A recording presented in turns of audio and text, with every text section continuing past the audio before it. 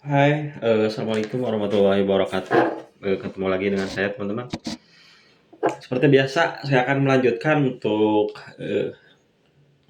kemarin saya upload gitu ya video sebelumnya tentang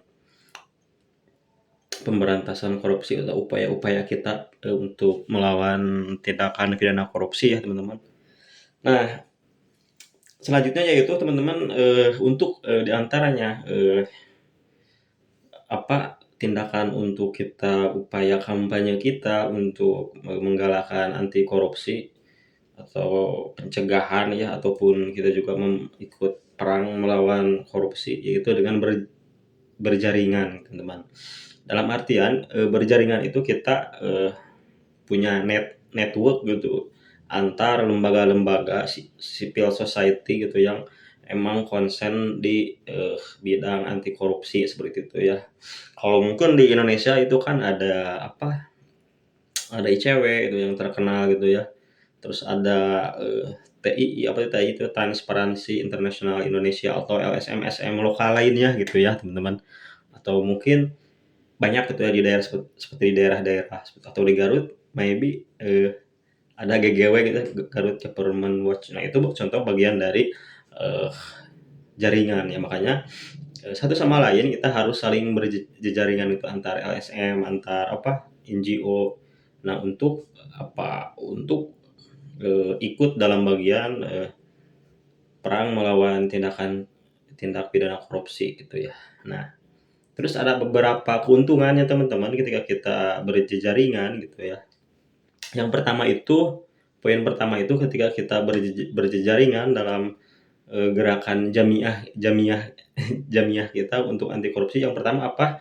Yang pertama itu mempermudah mendapatkan akses data dan informasi. Nah, ini gitu ya. Jadi ketika kita berjejaringan, ketika kita punya network gitu ya, koneksi satu sama lain antar wilayah, antar kota atau kabupaten, maka kita bisa saling mentransfer data atau informasi dan seperti itu. Dan untuk sekarang data dan informasi itu adalah sesuatu yang sangat urgent ya atau penting seperti itu. Nah, kalau selanjutnya, poin selanjutnya yaitu manfaat ketika kita berjejaringan yaitu saling bantu ketika menghadapi intimidasi, terus serangan ataupun laporan balik dari pelaku korupsi. Nah, jadi kayak gitu ya. Mungkin teman-teman bertanya-tanya, kenapa sih orang-orang yang di LSM atau di NGO anti korupsi itu suka gak lama gitu atau sepi peminatnya? Kalau menurut saya sih emang agak sedikit high risk gitu ya, risikonya tinggi gitu ya, karena ya itu tadi mungkin saja bisa kita dapat intimidasi atau serangan atau laporan balik dari para koruptor itu yang kita sedang tangani atau kita laporkan seperti itu ya. Nah itu juga pentingnya mentalitas atau SDM gitu ya. Nah itu tantangan juga sih. Jadi kedepannya itu orang semakin banyak gitu, manusia makin banyak tapi skill mentalitasnya itu dipertanyakan gitu. Apakah dia kuat atau mental tahu gitu ya, tempe gitu. Dia gak bisa pede gitu dia takut terhadap intimidasi dan sebagainya seperti itu. Nah, untuk selanjutnya teman-teman poin selanjutnya manfaat berjejaringan yaitu apa? Memperkuat proses advokasi dan kampanye anti korupsi. Nah, ini jelas gitu ya. Jadi poin pentingnya ketika kita berjejaringan maka proses kita untuk advokasi dan kampanye anti korupsi itu lebih kuat ya, lebih masif dan jelas mungkin gaungnya lebih tinggi atau lebih powerful ya karena kita punya jaringan seperti itu ya. Nah, itu ya. Jadi banyak sekali gitu manfaatnya ketika kita melakukan kampanye kampanye anti korupsi, terus kita berjejaringan atau berjamaah, maka itu punya impact atau dampak yang sangat luar biasa seperti itu ya. Karena itu tuh ya, saya juga bilang bahwa gerakan anti korupsi LSM NGO itu high risk ya karena kita bisa saja suatu saat mendapat intimidasi, teror atau serangan balik atau apakah gitu ya. Karena ya kita mungkin dibenci oleh pada mereka, pada koruptor-koruptor seperti itu ya, teman-teman. Nah, selanjutnya kita juga harus bekerja sama gitu ya dengan berbagai elemen gitu. Yang pertama bukan ada, harus kita kerjasama dengan apa, eh, jurnalis gitu ya atau wartawan. Nah itu penting, ini penting juga nanti kalau kita apa, punya temuan atau laporan jelas untuk ngangkat kasus ke media, jelas kita butuh yang namanya jurnalistik gitu ya atau wartawan. Tapi wartawannya yang benar gitu ya, wartawan yang punya integritas atau lebih pro rakyat gitu ya, sehingga berita atau opini yang diberikan itu sangat-sangat bisa dipercaya seperti itu, teman-teman. Terus juga jaringan yang kita butuhkan atau elemen yang kita, stakeholder yang kita butuhkan dalam pergerakan anti korupsi ini ya, selanjutnya itu dari kalangan masyarakat gitu ya, lintas komunitas seperti serikat buruh. Nah ini jelas jelas banget gitu ya, bahwa serikat buruh itu kumpulan massa-massa yang dimana mereka adalah kelompok yang sangat rentan ya untuk eksploitasi gitu ya. Dan mereka juga kan masanya banyak. Ini juga sebagai backup suara ya untuk membantu kita mengungkap kasus-kasus korupsi seperti itu. Nah selanjutnya itu lembaga bantuan hukum atau LBH. Nah ini jelas teman-teman ya. Nanti kalau kita bergerak gitu, kita kalau ngelaporin kasus atau sesuatu, nanti kalau yang itunya apa, si koruptor bangsatnya itu apa, laporin balik kita punya semacam ya bantuan hukum gitu ya dari orang-orang di jaringan kita, sehingga kita bisa lebih persiapan seperti itu. And selanjutnya itu kita harus bekerja juga dengan sekolah-sekolah gitu ya, mungkin perguruan tinggi atau sekolah SMA, SMP. Jadi akan jauh lebih bagus gitu bahwa penanaman terhadap apa, persepsi generasi muda terhadap bahayanya korupsi itu harus ditanamkan dari sejak dini, mungkin ya dari sejak SMP, SMA, bahkan sampai perguruan tinggi gitu, sehingga mereka itu jauh lebih tahu dan peduli gitu ketika mereka sudah menginjak dewasa seperti itu ya. Yang jelas kita harus terlibat dalam penyusunan kebijakan dan anggaran publik. Nah ini jelas gitu ya, bahwa ingat teman-teman, kita punya payung hukumnya, bahwa kita ada undang-undang tentang keterbukaan informasi dan seperti itu ya.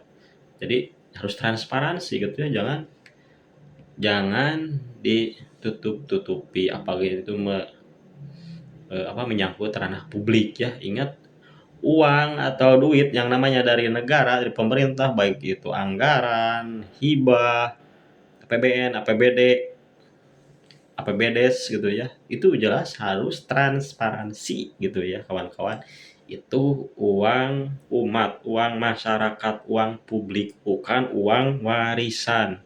Kalau uang warisan, nah itu terserah lu dah, mau ditutup-tutupi, mau dibuka gitu ya. Jadi otaknya harus minded gitu ya, harus terbuka gitu ya, jangan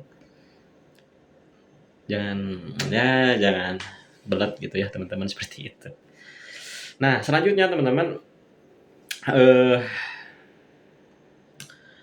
dikarenakan gerakan kita yang anti korupsi ini sangat high risk ya, makanya kita harus penting banget gitu ditekankan pentingnya berjejaringan seperti itu teman-teman, sehingga tindakan kita itu terukur, tidak konyol seperti itu ya.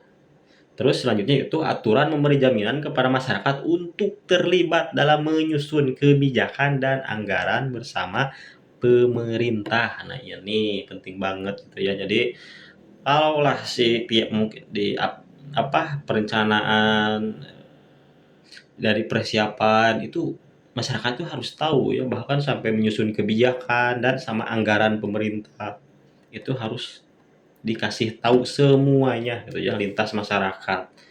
Nah sehingga apa? Sehingga transparansi, keterbukaan, akuntabilitas itu terjaga. Jadi birokrat kita sehat gitu ya. Jadi jangan sampai masyarakat atau anggota-anggota masyarakat punya cemburu husnuzon itu.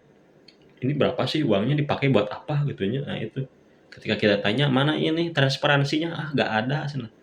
Itu kan tolol banget gitu ya. Itu kayak zaman lu nenek moyang lu kerajaan kayak apa gitunya. Jadi Kalau demokrasi itu jelas-jelas asasnya itu keterbukaan, dan keterbukaan itu bisa dipertanggungjawabkan, seperti itu ya. Jadi jelas masyarakat punya hak untuk, terlibat dalam pengambilan kebijakan dan penganggaran, baik itu di tingkat desa, baik itu di tingkat, kabupaten, provinsi, maupun pusat ya. Karena objek dari pembangunan atau, anggaran itu kan masyarakat, publik, seperti itu ya. Nah, selanjutnya itu apa? Warga dan pemerintah harus berpartisipasi gitu ya, atau partisipatif gitu ya, sehingga, kita peduli dan kita mempertanggungjawabkan suara kita gitu ya. Oh, ini karena saya berkontribusi, saya juga merasakan dampaknya, seperti itu ya harus gitunya.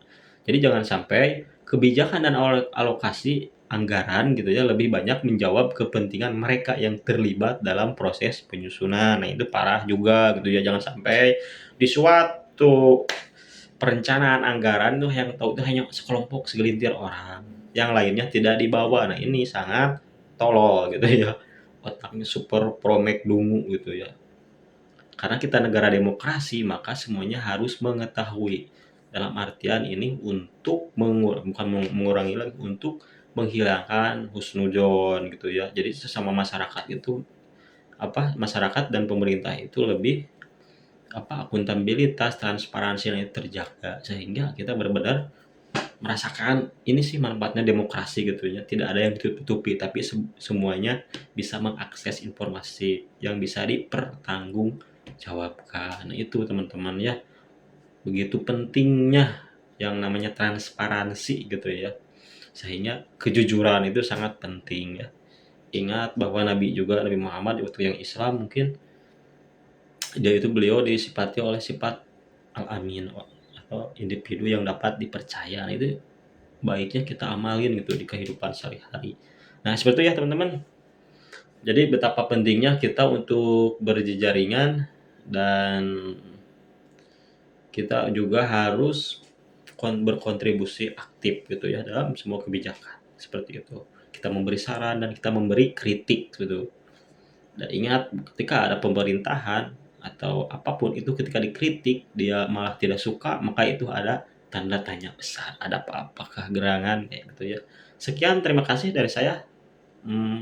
Semoga bermanfaat untuk semuanya, harus bermanfaat. Dan saya ucapkan assalamualaikum warahmatullahi wabarakatuh. Bye.